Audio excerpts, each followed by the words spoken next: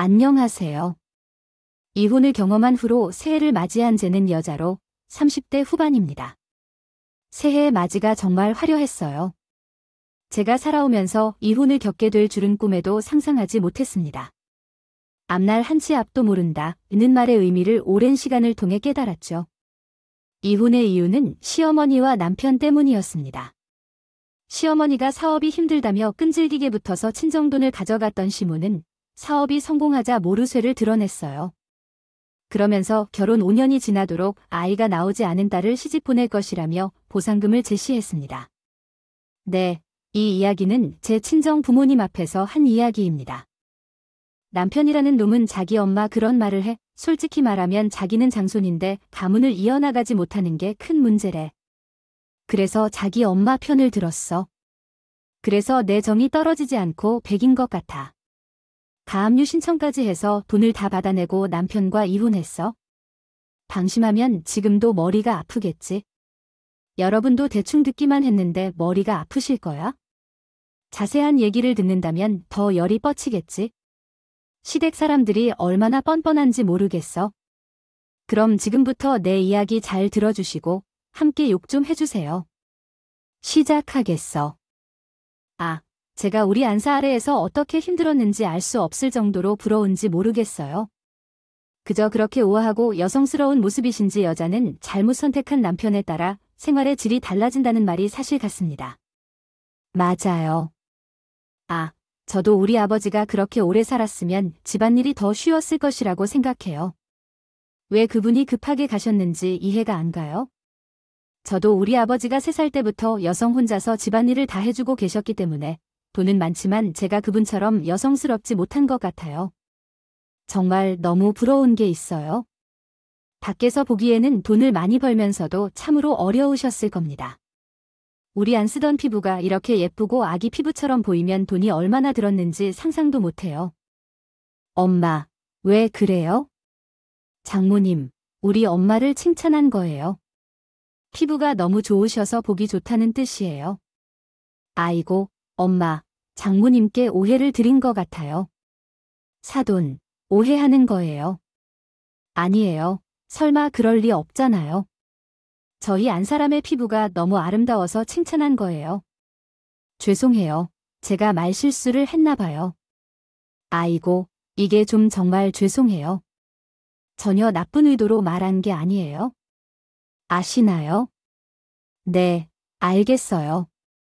아무래도 밖에서 일하면서 다양한 사람들을 만나다 보니 고급 언어를 사용하는 습관이 없으셨나 봐요. 왜 안 하세요? 걱정하지 마세요. 네, 지금. 에헤이, 사람아 아니에요. 저희 안 사람. 왜 안 했으니 걱정 마세요. 사돈, 일단 저희 친정엄마와 시어머니 사이는 좋지 않았습니다. 앞의 내용을 들으셔서 아시겠지만 시어머니라는 사람이 자신이 여자 혼자 힘으로 돈을 이만큼 벌었다는 자신감에 취해 있는 사람이었거든요. 저희 친정엄마가 전업주부로 살아오신 것에 대해 꽤나 불만을 가진 사람이었죠. 이따금 양가 어른들을 모시고 식사를 하고는 했는데 그럴 때마다 늘 저렇게 기싸움을 하시곤 했습니다. 남편은 자기 엄마를 말렸지만 저는 그냥 가만히 있었어요. 시어머니가 저희 엄마한테 먼저 싸움을 일으키곤 했어요. 걸었으니 자기가 한 일에 자기가 책임을 져야 합니다. 친정엄마의 고풍스러운 대응 속에서 시모는 얼굴이 항상 붉어지며 식사 자리를 떠나곤 했습니다. 한 번도 이길 수 없는 싸움에서 항상 먼저 싸움을 거는 상황이었어요. 나는 사업을 하는 여자인데 그게 시모에게 유일한 자랑이자 시모를 살아있게 하는 원동력이었던 거지요. 이걸 어떻게 알아? 아이고, 어디서 이렇게 한숨이 나오냐고요. 자기는 돈을 벌어오는 여자라며 큰 소리치던 시어머니에게서 한숨 소리가 들렸습니다. 시어머니는 원단 사업을 하고 있었어요. 그런데 그 잘 나가던 사업이 어려움을 겪게 됐던 일이 있었지요. 자세한 내용은 모르지만 공급 문제로 인해 대금이 지연되어 손실이 많은 상황이었습니다. 우리 며느리는 잘 지내고 있니? 밥은 잘 먹고 다니니? 회사 생활은 힘들지 않니? 하고 전화를 해봤다. 수빈아, 시어미가 우리 수빈이를 얼마나 사랑하는지 알겠지? 나는 우리 수빈이가 성민이랑 결혼해서 얼마나 행복한지 몰라. 수빈아, 너는 우리 집안에서 복덩이야 알겠지? 주말에 시간 있으면 같이 밥이라도 먹자. 내가 맛있는 거 사줄게. 며느리 사랑은 시아버지로 누가 그런지? 요즘은 며느리 사랑을 시어머니라고 할까? 주말에 시간 좀 내봐. 너무나 다정한 전화 내용 아니었어요. 하지만 나는 시모의 그런 연락을 받고 당황스럽게 되어 어떻게 해야 할지 몰랐습니다. 어느 순간부터 휴머는 자주 나에게 전화를 했어요. 너는 우리 집 복덩이네. 내가 우리 집에 시집와서 얼마나 좋은 줄 모르겠다. 등의 말을 했기 때문이었죠. 결혼 후 한 번도 하지 않았던 말을 나에게 했기 때문에 그랬습니다. 평소에 시어머니는 나에게 자신의 집에 시집 온 것을 감사히 여겼다고 말했던 분이었어요. 그런 분이 갑자기 태도를 바꾸니 나는 당황할 수밖에 없었어요. 너는 말이야, 우리 성민이한테 잘해야 해 알지. 그리고 나한테도 잘해야 하고. 너, 우리 성민이 외동아들인 거 알지? 그럼 나중에 시어미가 세상을 떠나면 세상 일년 이것저것 다 누구에게 가겠어? 우리 성민이한테 갈 건 아닐 거야? 응, 너희 친정부모님 돌아가시면 재산 반 이상은 다 너의 친정 오빠한테 갈 거야. 딸내미한테 얼마나 주겠어? 그러니까 너는 인생 로또를 당첨받은 것처럼 보이는 거 아닌가? 아니겠지? 그러니까 나 살아있을 때 잘 보이려고 노력 좀 해봐 알겠니? 시어머니께서 입에 달고 살던 그 말, 내가 죽으면 내 재산은 다 아들에게 줄 거니 너는 나와 내 아들한테 잘해라 하였어요. 솔직히 말해서 저는 슈머가 얼마를 갖고 있던지 유산을 받든 말든 전혀 상관없었습니다. 시댁이나 저희 친정이나 경제적으로 넉넉한 편이었지만 결혼할 때도 어른들에게 손 하나 내밀지 않고 저희 자신들의 힘으로 애썼습니다. 물론 집은 친정 부모님이 해주셨지만요. 어쨌든 그렇게 자기가 잘났다고 떵떵거리던 시모가 갑자기 태세를 전환했을 때 저는 당황했습니다. 그리고 시모가 저와 둘이서 만나자고 했던 그날 그 식당에서 저는 시모한 속내를 직접 들을 수 있었어요. 돈이 필요하다는 얘기였습니다. 내가 능력이 없는 사람도 아니고 우리 공장에 거적되게끔 하는 것도 아니고 금방 일어날 거니까 아주 잠깐만 빌려주면 되겠죠? 하며 그는 말했어요. 그래도 내가 체면이 있는데 사돈댁을 찾아가서 눈물을 흘리며 돈을 빌리기가 좀 부끄럽지 않겠어? 그러니까 내가 말을 잘 해줄 수 있지 않겠니? 라고 말했습니다. 어머니, 그건 좀 어려울 것 같아요. 차라리 필요하시면 제가 은행에서 한번 알아볼게요. 요즘에는 사업자를 대상으로 한 금리가 낮은 상품도 많이 나오고 있어요. 친정 부모님이 집까지 도와주셨는데 큰 돈을 말씀드리는 것은 좀 그렇다고 생각해요. 차라리 대출 상품에 대해 제가 알아볼게요. 그리고 멀리 생각해 봤을 때 저희 친정에 돈을 빌리면 어머니도 불편해하실 것 같아요. 아니, 대출금리가 낮다고 해서 누가 뭘 알아? 어쨌든 은행에서 돈을 빌리면 이자도 나가게 될 텐데요. 내가 방금 말한 것처럼 금방 일어날 수 있으니까 기간도 얼마 안 걸릴 것 같아요. 그리고 은행 이자까지 내면서 돈을 빌리는 건 좀 너무한 것 같아요. 손해 입으면 어쩌려고요? 그렇다면 너희 친정에 피해 주지 마세요. 집까지 줬는데 더 뭘 바라나요? 이게 아니에요. 귀하다고 떠들어봤자 20평이 넘는 건 아니죠. 알았어요. 참, 너 그런 말 안 해. 너는 며느리로서 마이너스 점수 받았다. 마이너스인 걸로 뒤에 후회하겠다고 하지 마세요. 어머니, 그러세요. 맞아요. 시어머니가 잠깐 빌리고 갚겠다고 하는데 빌려주지 못한 이유는 없을 텐데요. 그러나 이런 상황에서는 시어머니에 대한 신뢰가 남아있을 때 가능한 겁니다. 제게는 시어머니에 대한 신뢰가 없었어요. 처음부터 시댁에서 집을 제공할 테니 시모가 입으로 큰 소리 치던데요. 그냥 우리 자신들이 신혼부부 대출을 받아서 처리하겠다고 했어요. 그러나 자기의 체면을 지키려고 대출을 받아 아들을 신혼집으로 취직시켰다고 언급하고 싶지 않다며 자신을 믿으라고 말하여 집에 대해서도 알아보지 못하게 만들었습니다.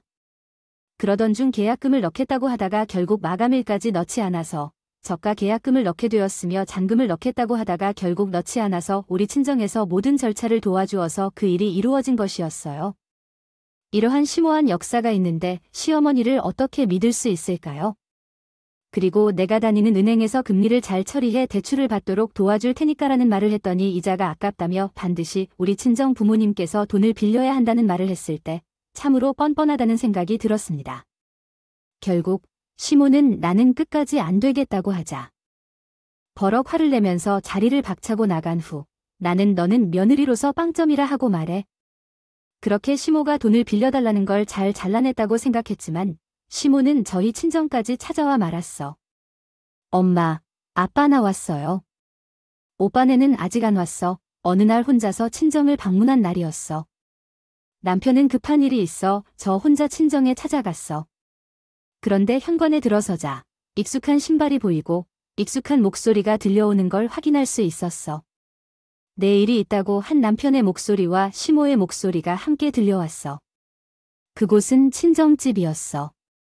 가족이란 무엇일까요? 힘들 때 서로 도와주고 서로 도움을 주는 것이 가족이라고 생각합니다.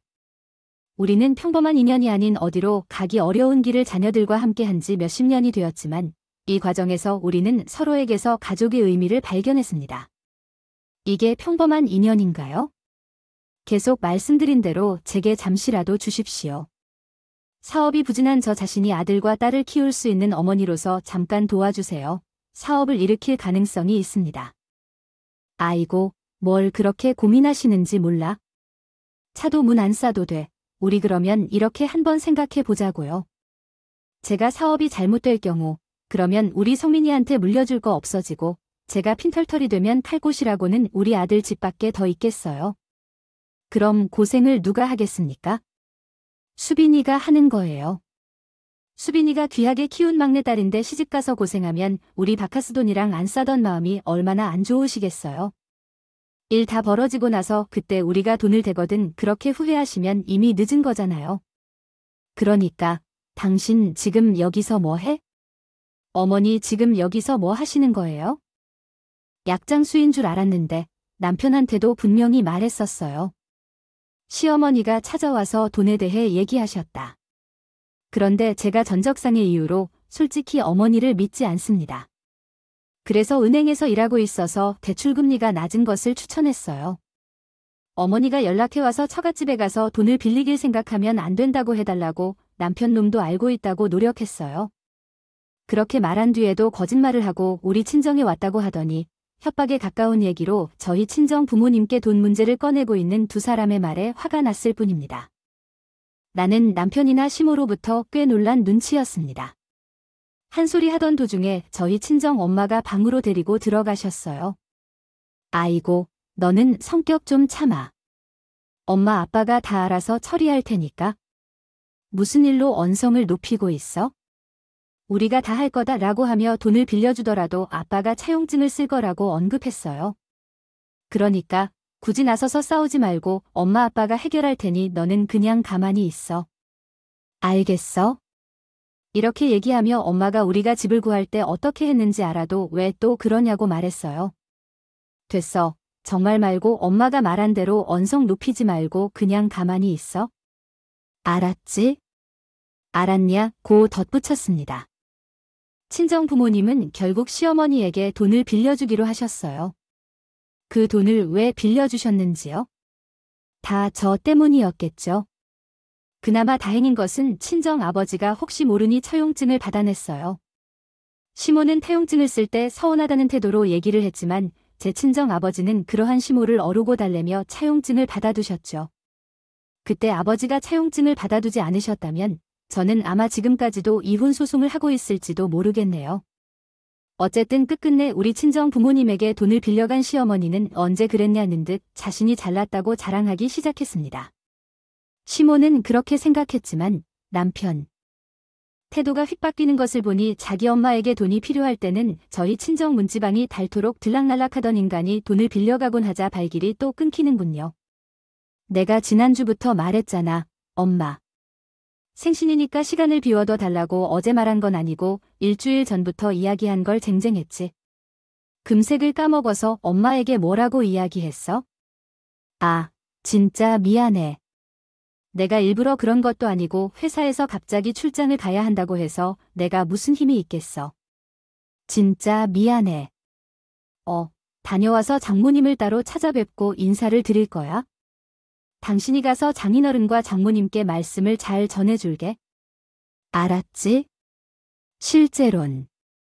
친정 어머니의 생신이라고 해서 출장이 잡혔다 하면서 친정 가족들과 함께하는 식사 자리에 참석하지 않았어요.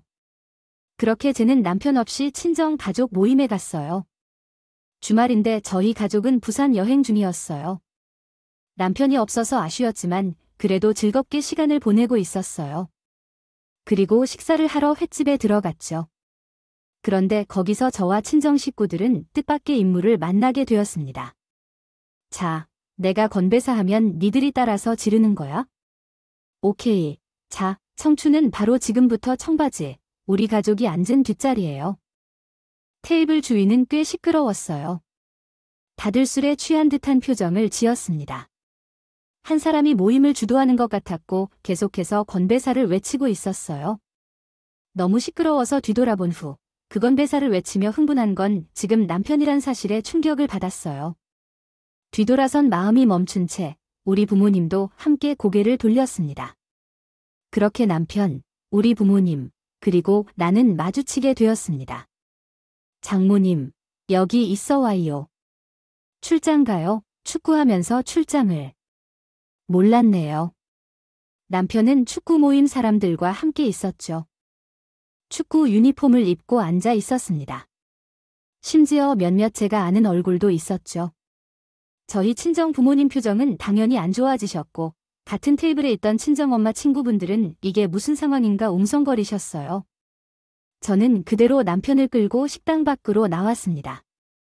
여보, 그게 아니야. 갑자기 출장이 취소된 거야? 그래서 이걸 어떻게 해야 하나? 갑자기 출장이 취소된 것도 좀 이상하게 보일 것 같고 그래서 그냥 당신 서울 오면은 같이 장인어른이랑 장모님 찾아뵈려고 했었거든. 그걸 지금 변명이라고 하는 거야? 누구는 회사 안 다녀. 그리고 거짓말을 할 거면 좀 제대로 된 핑계를 대야지. 내가 저기 있는 사람들 중에 아는 얼굴만 해도 몇 명이야. 저 사람들은 일 안 한대. 다들 주말인데 어떡해. 한 마음과 한 뜻으로 그것도 부산까지 와 뭐. 다들 출장을 취소한 거래. 지금 나랑 장난하네. 차라리 솔직히 말하던가. 엄마, 아빠는 무슨 생각하시겠어? 뭐, 허풍 부리는 건가? 당신 정말 신이 나더라. 나는 하도 큰 소리로 건배를 외치는 걸 들었더니 네 집 자식인가 했네. 그게 당신일 줄은 꿈에도 몰랐지. 가서 당신 모임과 함께하는 사람들이랑 청바지를 외치든 뭘 외치든 알아서 놀아. 내가 어떻게 놀아? 저기 정리하고 나도 장모님이 있는 테이블이었네. 우리가 거절하는 거야? 아이고, 거짓말을 하려거든 좀 제대로 치던가. 됐어. 장모님은 그게 아니고요. 장인어른, 이 모든 일에는 이유가 있습니다. 제발 장모님도 들어주십시오. 친정 부모님도 화가 나셔서 저녁을 거의 먹지 않으시고 엄마를 모시고 식당에서 나오셨습니다. 먼 거리에서 남편과 싸우는 저를 보고 놀란 친구들과 함께 그 자리를 떠나셨습니다. 이런 상황에서 사위가 잘못되었다고 생각하실 거예요. 사위로서 당황할 수밖에 없어요. 그렇다고 해도 장모님 생일이라는 점은 고려해야 합니다. 엄마의 친구들도 각자 이야기를 했을 겁니다. 엄마가 얼마나 당황했을지, 전화로 얼마나 수치스러워했을지 상상할 수 있습니다. 저는 감히 상상도 못했어요. 기분 좋게 떠난 가족 여행이 남편의 거짓말로 인해 순식간에 우울한 여행이 되었어요. 서울로 돌아와 남편이 우리 친정 부모님을 찾아뵈려 했지만 부모님은 오지 말라고 딱 거절하셨죠. 그때 남편의 정체성을 알아봤어야 했는데 제가 너무 둔했죠. 똥을 꼭 똥으로 인식하고 냄새 맡고 해야 하는 수준이었어요. 아니, 남도 아니고 가족끼리 돈을 이렇게 요구해도 되는 건가요? 그런데 자기 아들이 무슨 일을 치른 줄도 모르면서 시어머니라는 사람이 제대로 계획을 세워놓았어요. 친정 부모님에게 빌려갔던 돈으로 다시 사업을 안정화시킨 시어머니에게요. 친정 부모님께서 돈을 좀 갚아드릴 수 있겠냐고 물으셨다. 그때 시모는 돈을 빌릴 때와는 전혀 다른 태도로 그런 말씀을 하셨다. 가족끼리 이렇게 서운하게 굴 거냐? 라고 말이다. 사람이 화장실에 들어갈 때랑 나올 때랑 다르잖아. 너희가 딱 그 모습이었어. 그러자 정말 너무 서운했다. 내가 그 돈을 떼어간 것도 아니고 갚을 상황이 되면 알아서 갚을 것이다. 세상에 그것을 잠깐 기다릴 여유가 없어서 지금 오랜만에 만나는 자리에서 돈 얘기를 꺼내면서 이런가? 그만 원망스럽게 하지 말아 주세요. 정말 서운하다. 이럴 거면 다른 데서 돈을 어떻게든 지출할 거니까 확인해 주세요. 빌리지 않았어야 했어요. 아따 잠시 설마 해보세요. 사돈을 믿지 않아서 그럴 이유가 없을 텐데요. 박씨 말에 따르면 다시 잘 되어가고 있다고 하더라고요. 왜요, 엄마? 그렇습니다. 남편이 우리 부모님께 말씀을 드렸거든요. 이제는 엄마의 사업이 본래대로 돌아가고 있고 수출 계약도 시작되었다고 하더라고요. 그리고 실제로 시어머니가 중간에 온 나날 동안 자기 아들에게서 차를 교체해 주더라고요.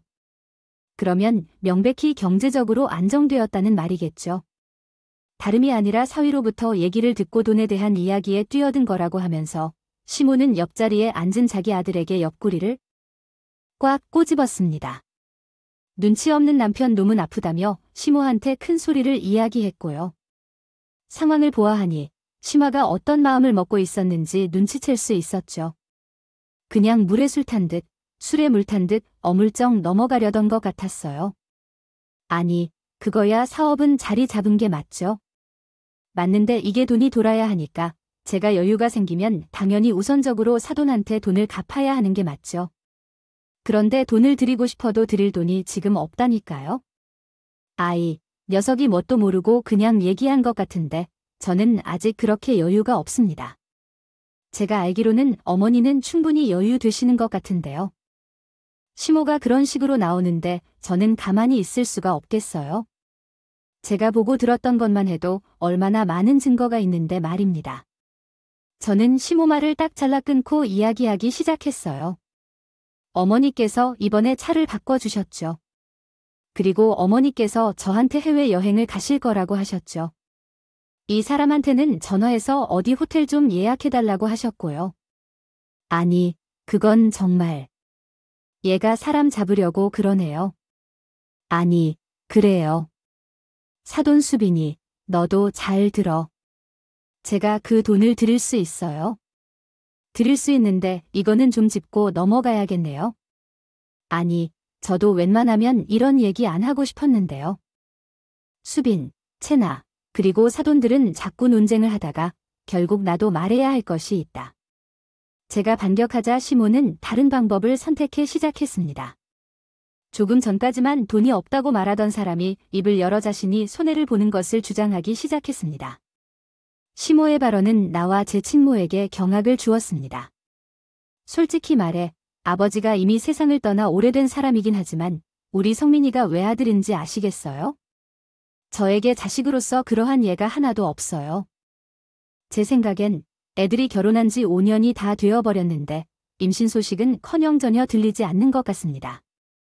만약 여자가 시집을 왔다면 집안 대회를 이어야 하는 건 당연한 일이 아닌가요? 수빈이한테 어떤 문제가 있는 것 아닌가요? 안 될 것 같아요.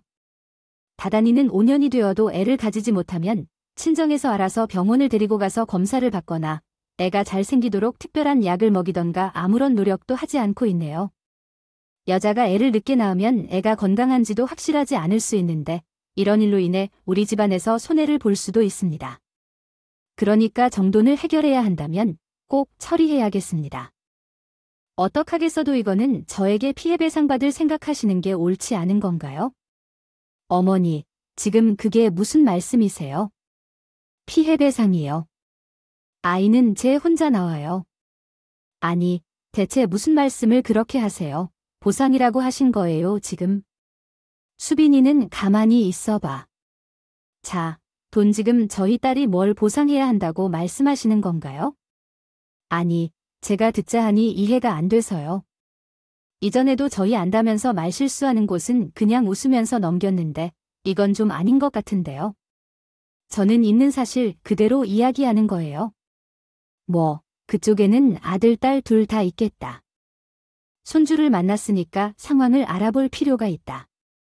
제 입장에서는 상당히 심각하지만 태희의 끊김이라는 문제는 매우 중요하다. 여러분들에게 어떻게 들리는지 궁금하다. 시어머니라는 여자의 말소리가 사람 말로 들릴까요? 제 귀에는 그냥 개소리로 들렸다. 시어머니와 친정 엄마가 다투는 상황에서도 친정 아빠는 화가 나신 상태였다. 친정 엄마는 말도 없이 계속 속이 타듯이 냉수를 꿀꺽했다. 그때 남편은 상황을 중재하려는 듯이 입을 열었다. 아, 이야기가 잘못된 것 같은데. 우선 장인어른과 장모님을 말하는 거예요. 우리 어머니 말씀은 그렇지 않아요. 아마도 우리가 자식이 없어서 그런 것 같아요. 솔직히 수민이는 몸이 좀 약한 편이거든요. 그래서 어머니가 가끔 얘기하셨던 건 수빈이에게 문제가 있는 것 같다는 거예요. 저는 괜찮습니다. 어떻게 해야 할지 알아요. 그래도 우리 어머니 입장도 조금 이해해 주시면 좋을 것 같아요. 엄마도 그럴 거니까 장인어른과 장모님도 이해해 주시면 덜 서운할 거예요. 아니야, 뭐야. 지금 뭐 하는 거야?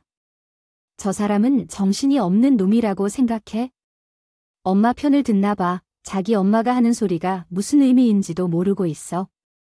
저는 참을성이 너무 좋은 편이라서요. 아니라면 그 자리에서 제가 얼굴 앞에 놓여있던 잡채를 집어서 던졌어요. 제 행동에는 우리 친정 부모님은 물론 시어머니와 남편까지도 모두 놀라서 잠시 갑자기 정적이 흘렀습니다. 이해해 주세요. 제가 제 정신을 차려달라고 이해를 구하니까 너 미쳤니? 하고 말했죠. 네, 맞아. 그렇다면 너희 엄마가 이것도 이해를 해주면 나는 우리 엄마 아빠에게 너희 엄마랑 내가 하는 소리도 이해해달라고 할 거야. 그게 맞지? 어머니, 좀 보세요. 제가 이렇게 하는 것도 조금은 이해해 주실래요? 이렇게 하는 것을 어떻게 하고 있군요.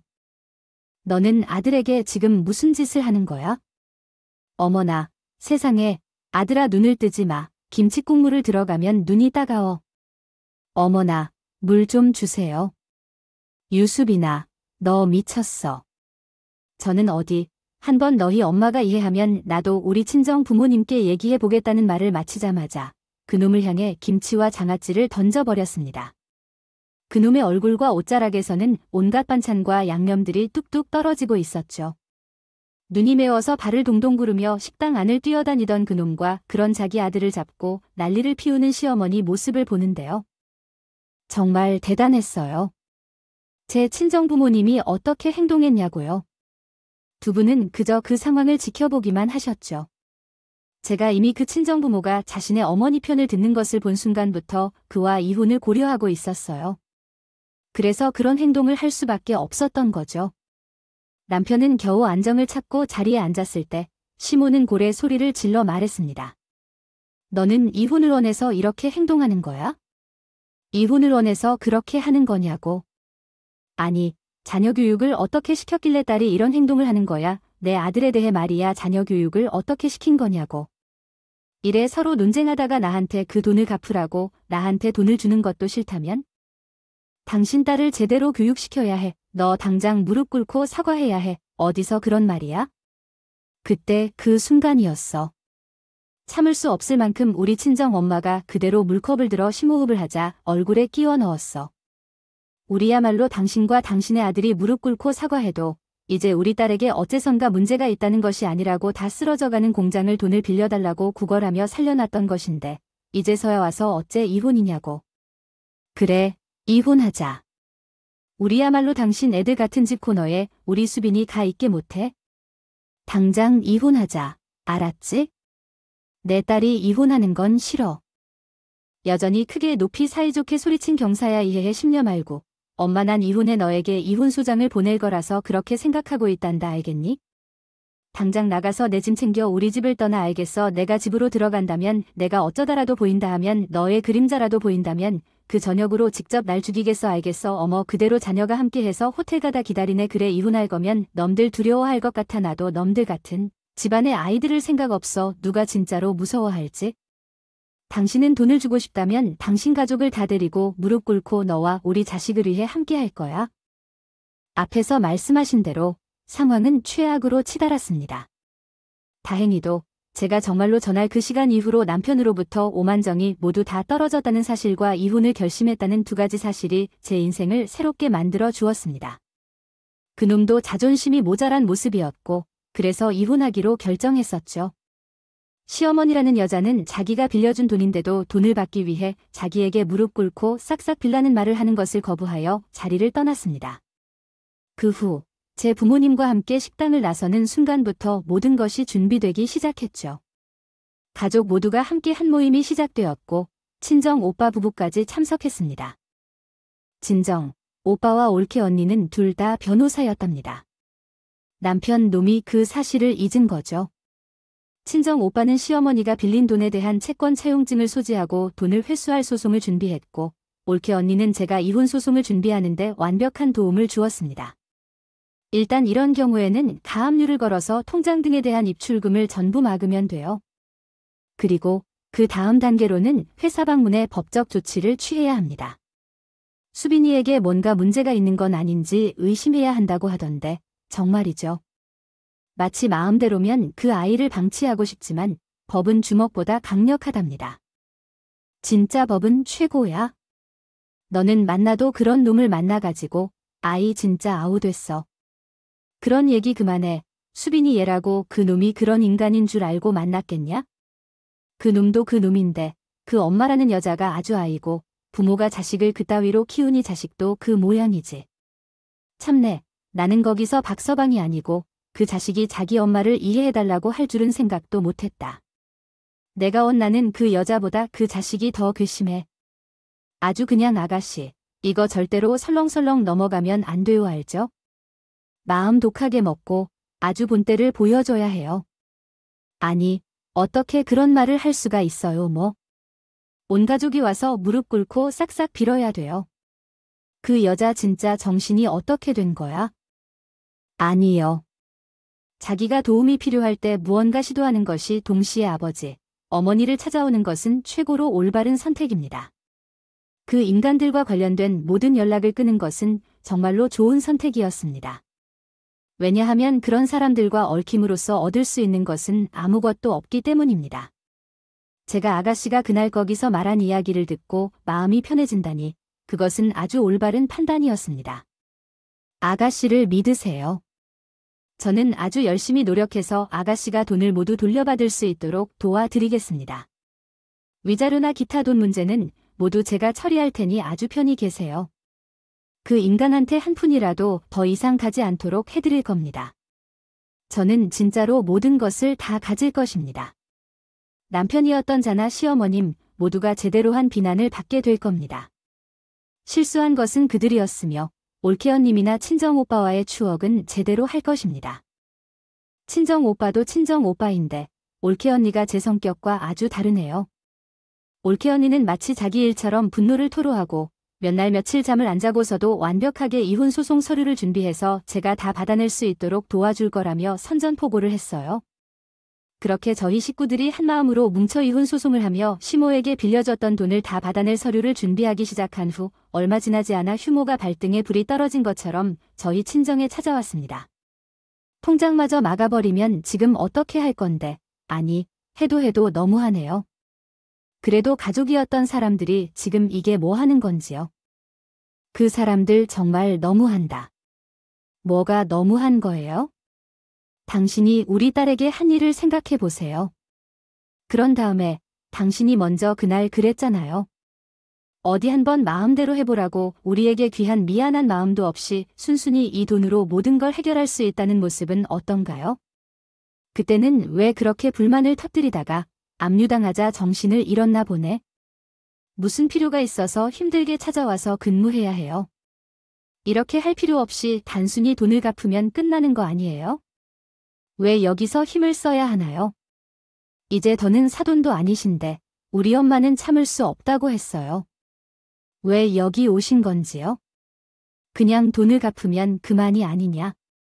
그 전에 언급하신 그 여자에 대해서도 하나부터 10까지 다시 한번 심사숙고하셔야 할 것 같아요. 시모는 결국 저희 친정 오빠 앞에서 언제까지 갚겠다는 서류를 쓰고 나서야 돌아갔습니다. 실제로 그 돈을 기한 안에 갚았는데도 해마이죠. 충분히 갚을 수 있었음에도 불구하고 대충 넘어가다 그 돈 안 주고 끝내려 했던 거예요. 참 어지간한 인간이었습니다.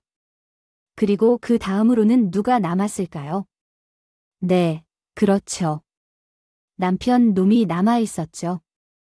저는 올케어니 덕에 그놈한테 위자료를 받아냈습니다. 재산 분할은 아쉽게도 어쩔 수 없이 하기는 했네요. 그런데 만족스러워요.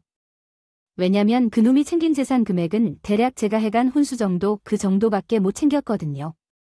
뭐가 됐든 저한테 유리하고 이득인 결론으로 이혼도 마무리되었죠. 정신없었던 제 새해맞이 이야기는 여기서 끝입니다. 어떠신가요? 정말 치열했죠. 얼마나 힘들었는지 살이 빠지고 고생도 많이 했습니다. 하지만 결국 제 결론은 마음에 들어요. 여러분도 마음에 드시나요? 마음에 드셨다면 제게 동참하여 신나게 가족들을 조금 욕해봐도 괜찮겠습니다. 그 사람들은 귀가 간지럽히는 말이죠. 그러면 이제 이야기는 여기까지 하겠습니다. 이야기를 들어주셔서 감사합니다.